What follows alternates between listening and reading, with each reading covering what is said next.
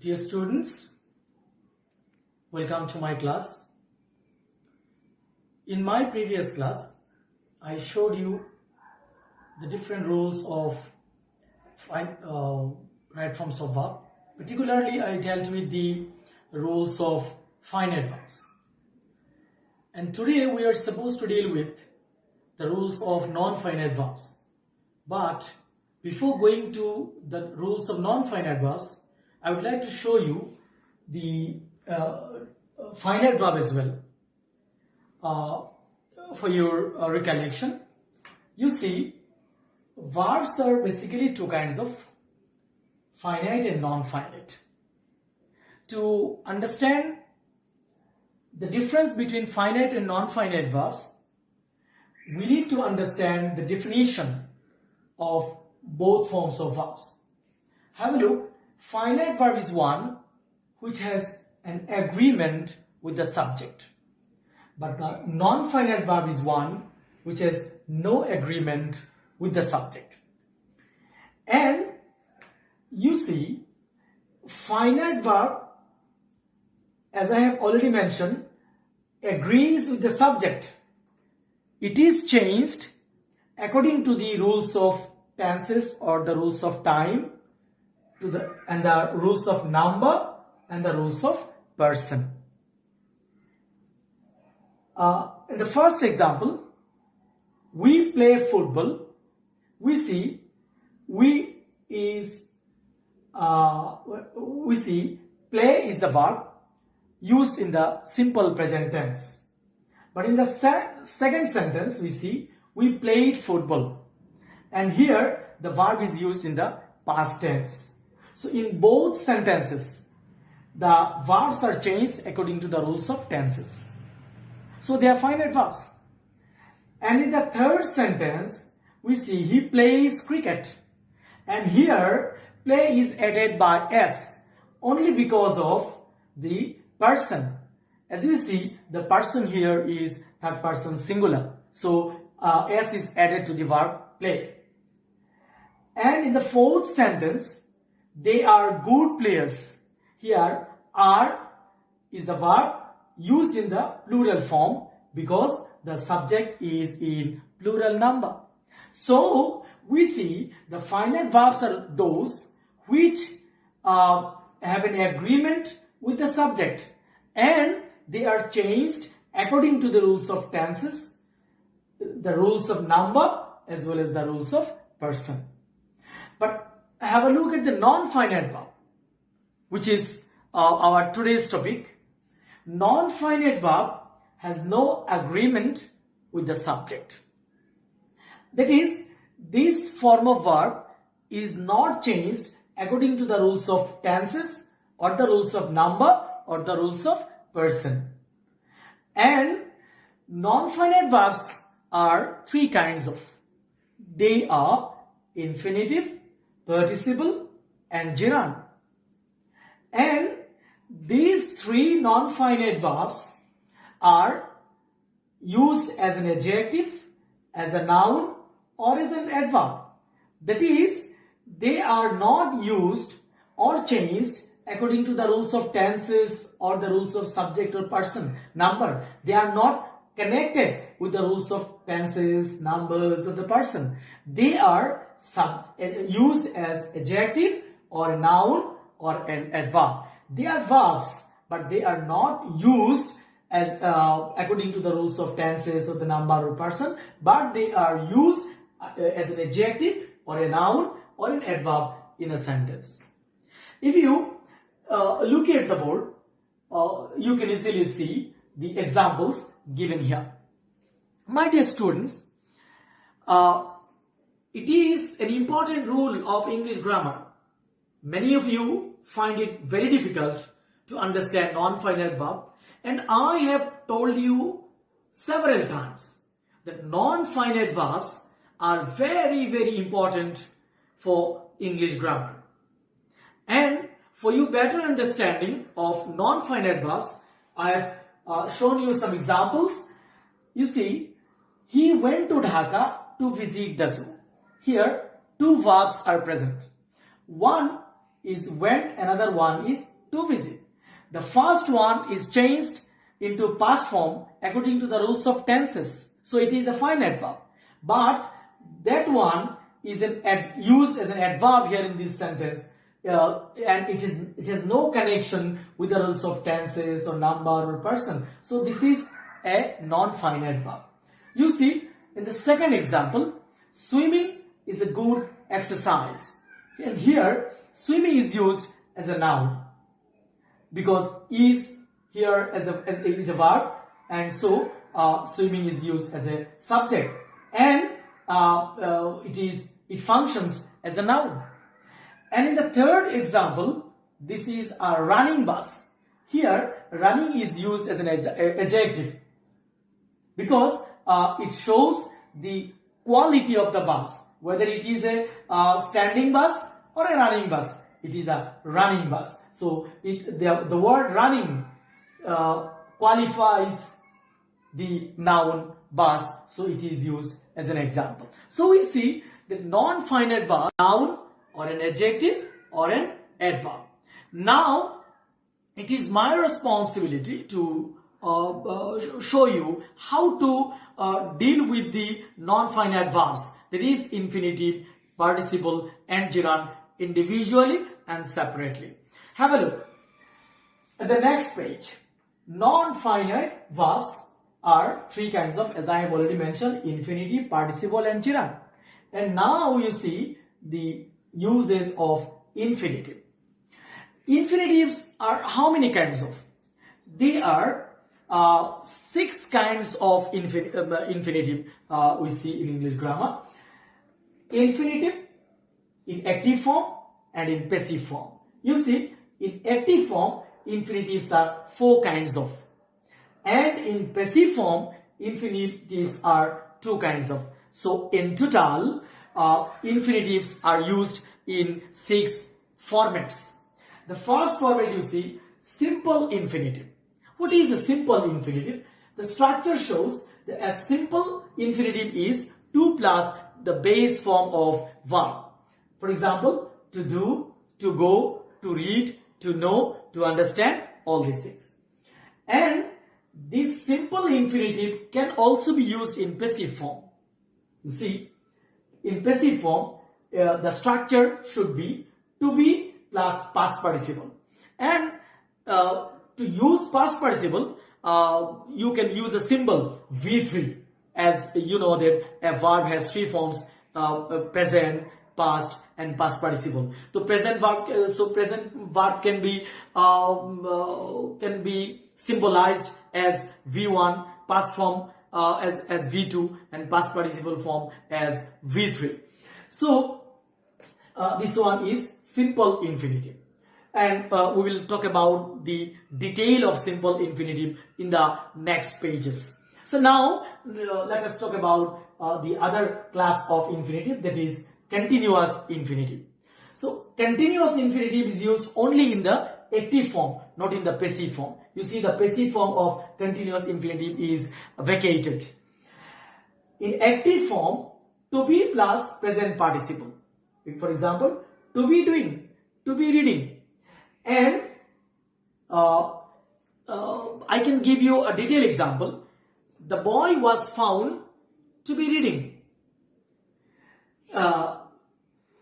He seems to be cooking in the kitchen. So to be plus past participle is called continuous infinitive.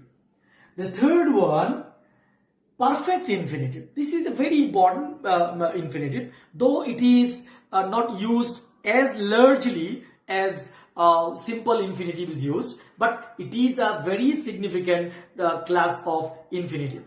You see, the structure of perfect infinitive is to have plus V3. That is, to have done, to have written, to have understood, to have finished, like this. And one thing I should tell you, that usually with the verb seem, appear, perfect infinitive is used. I can cite you an example. He seems to have understood me.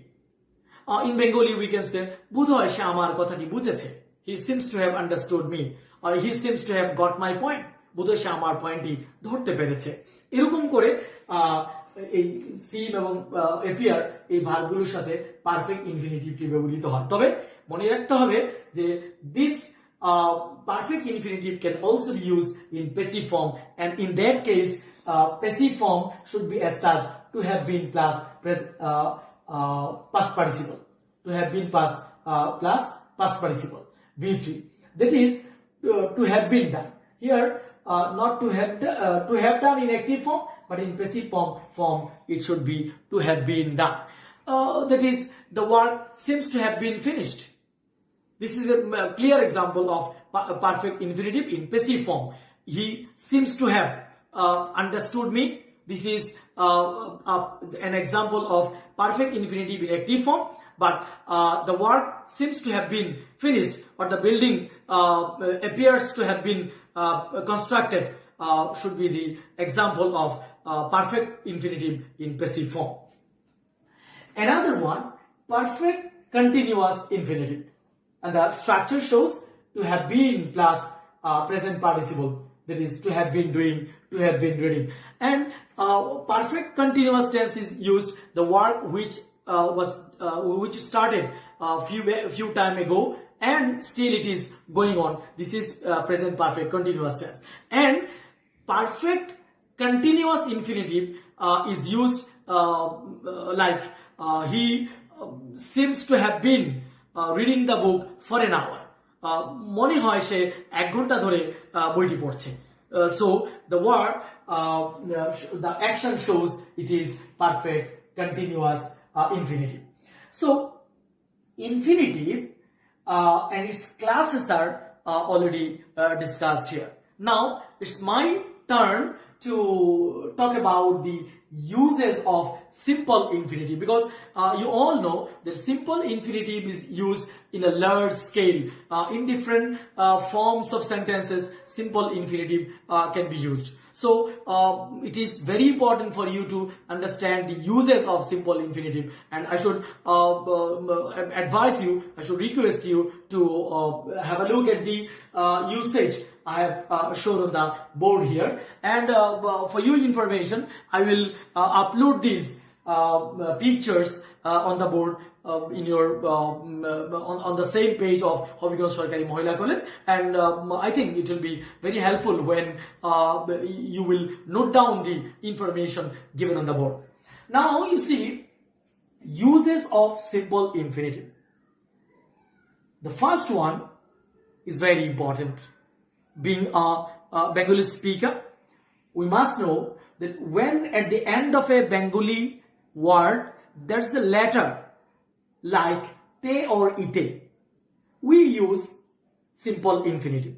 For example, she Dhakai jete chahe. So there is a te at the end of the non-finite verb jete. So we commonly assume that it should be used in a simple infinitive form. The English form of the sentence is he wants to go to Dhaka. He wants, you see, it is a finite verb because it is used according to the rules of tenses as well as the rules of subject. And the other verb should be definitely non-finite because in a simple, remember, in a simple sentence there should be a single finite verb and all other verbs, rest of the verbs will go to non-finite verb. So as there are two verbs here and once goes to simple present tense, there is the finite verb. So the verb to go is a non-finite verb. And how we have changed the non-finite verb, as we see at the end of the Bengali verb, te is here. So we have used it in the simple infinitive. He wants to go to Dhaka. Jete, to go. Khete, to eat. Porte, to read. Bujhte, to understand. Likhte, to write, as such. But it is very important to note that there is an exception of this rule. And if you do not know the exception of the rule, we will be mistaken. So it is urgent. It is very essential for you to understand the rule along with its exception. What is the exception? With the verbs like see, feel, hear, watch, find. I repeat, the verb like see, feel, hear, watch, find. These are the verbs should be immediately followed by a present participle instead of infinitive. You see, if you translate it in Bengali, I saw the girl dancing. আমি মেয়েটিকে নাচতে দেখেছিলাম. So there is a te. So you might be mistaken if you don't understand the rule, exception rules, that is see, feel, hear, watch, find are the verbs immediately followed by present participle. We see I saw the girl dancing.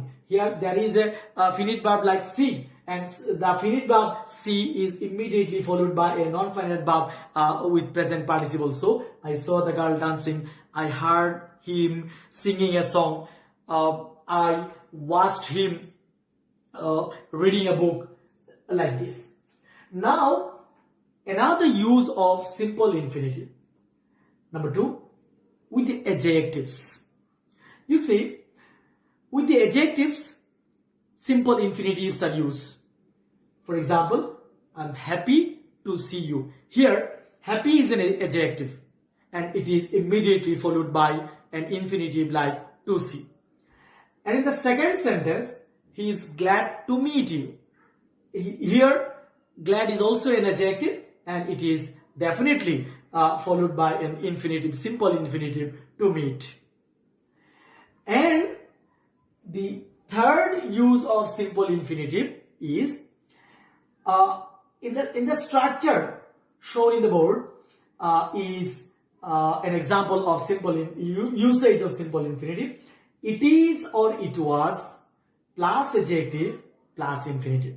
This is very usual and everywhere we see such type of sentences being used. And you see, it is easy to say but difficult to do. You may be mistaken in thinking so that as it is a proverb, it is easy to say but difficult to do. So we know it very well. No, actually this is the structure. I have shown you with this proverb because it will be easy for you to memorize this sentence. It is easy to say but difficult to do. Actually, easy is an adjective, difficult is another adjective, and both these adjectives are followed by an infinitive, simple infinitive, to say and to do. Even if I say it is important to understand it. So important is an adjective, it is followed by an infinitive. It is noteworthy to remember this thing. So noteworthy is an adjective, immediately followed by an infinitive. So simple infinitive is used in such structures. Number 4, as a subject of a verb. Sometimes we see that a simple infinitive is used as a subject in a sentence. To tell a lie is a great sin. You see, I'm giving an example, a very simple example I'm always giving you, only because you can memorize these sentences easily. And one thing you should remember, you may forget these structures, but you must not forget the examples. Example is better than precept. We all know it. And so I always give very easy examples for you to understand and for you to remember for a long period of time. And now you see, it is easy to say but difficult to do. And number 4, as a subject of a verb. To tell a lie is a great sin. And number 5, and this is the most important rule. Number 5, with the following verbs. If you look at unit number 52 of the book Intermediate English Grammar by Raymond and Murphy, unit number 52, you will see this usage being very clear for you to understand. You see, with the following verbs like offer, refuse, hope, aim, try, attempt, fail, threaten, agree, etc. And only these verbs are not enough. There are some other verbs. You can check it and follow the verbs will also help you to understand it better. And now, one thing I can help you to memorize these verbs. Two ways I will show you to help you to understand it and memorize it.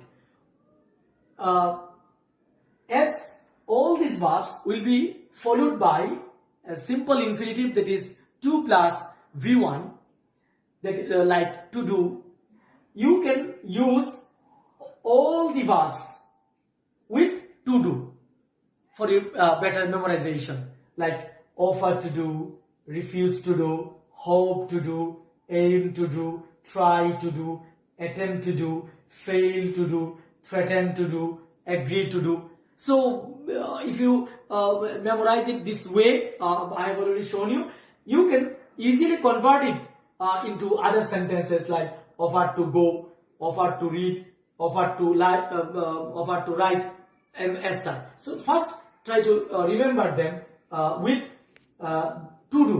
Offer to do, refuse to do, hope to do, aim to do, try to do, attempt to do, fail to do, threaten to do, agree to do. Now I will make fun with you. These verbs can be easily memorized if you remember a story. You see, offer. I am telling you a story. একটি ছেলে একটি মেয়েকে offer করেছে।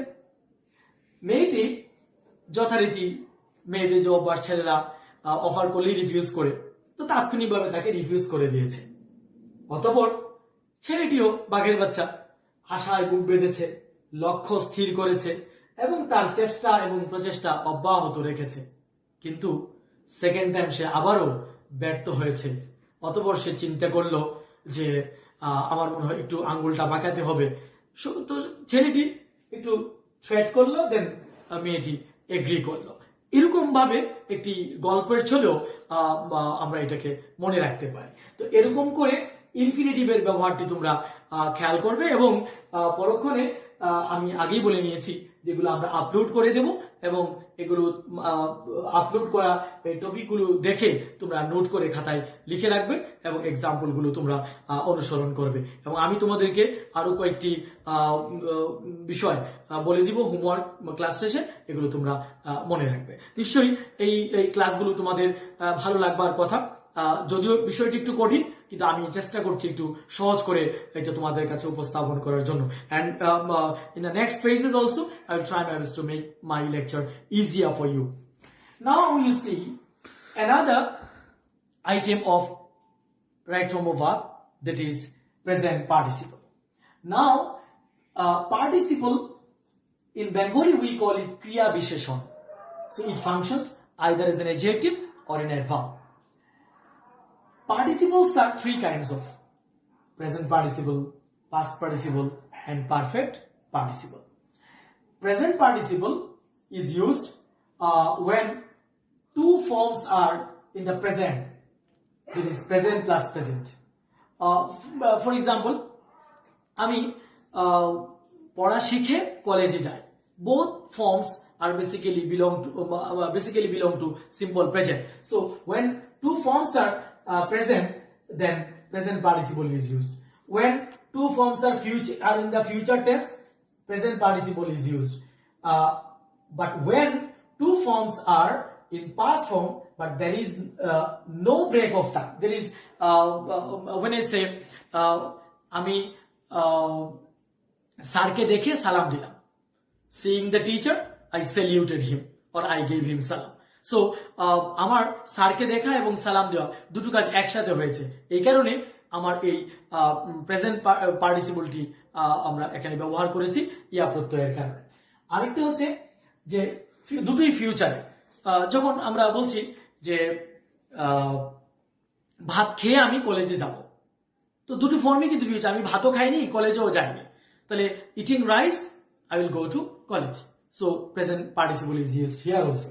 But দুটোই যখন past টেন্সে হবে কোনো ব্রেক থাকবে না, সেটা আমি আগেই বলেছি যে আমি স্যারকে দেখে সালাম দিলাম, স্যারকে দেখেছিলাম সালাম দিয়েছিলাম এবং দুটো কাজ প্রায় একই সাথে হয়েছে, কোনো ব্রেক নাই, এই জন্য ওই সেন্টেন্সটি এখানে প্রযোজ্য হবে। আরেকটা ব্যবহার হচ্ছে প্রেজেন্ট পার্টিসিপল, সেটা অ্যাডজেক্টিভ হয়। যেমন আমরা এর আগে একটি উদাহরণে দেখিয়েছিলাম যে this is a running bus. Running is present participle used as an adjective. And past participle is used in three forms: in passive form, in perfect tenses, and as an adjective. In passive form, there is every passive form is in past participle form. That is, the boy was killed by a snake. So killed, past participle used in a passive form. In perfect tense, there is I have done the work. Here done is a past participle used in a perfect tense. As an adjective, in passive form. As an adjective, this is an unfinished job. So unfinished is a past participle form used, past participle adjective used in a passive form. And perfect participle, it has to be noted that past participle has a single structure, a single use.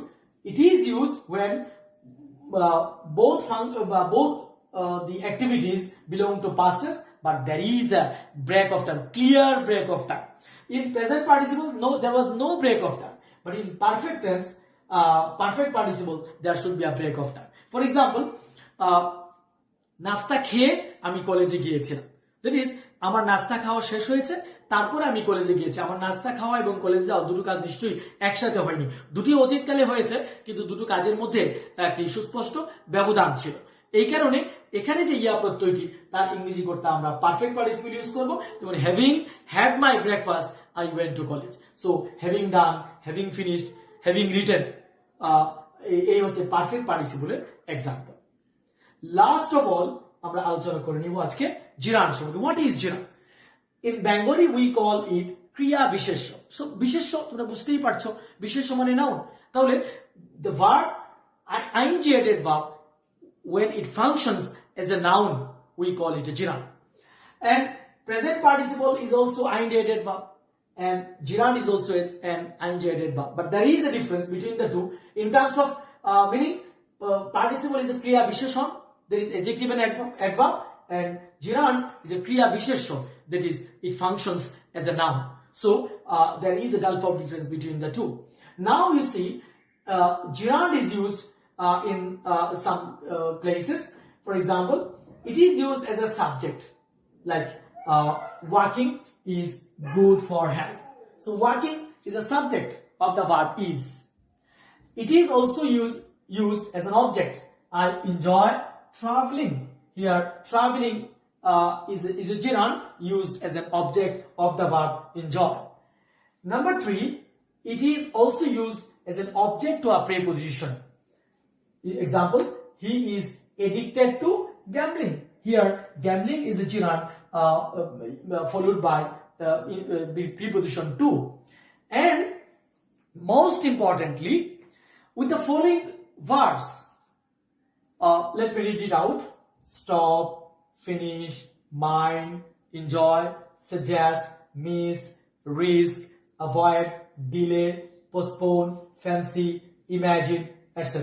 তোমরা জানো stop অর্থ থামা, finish অর্থ সমাপ্ত করা, mind অর্থ কিছু মনে করা, এনজয় অর্থ উপভোগ করা, সাজেস্ট অর্থ পরামর্শ দেওয়া, মিস অর্থ কোনো কিছুকে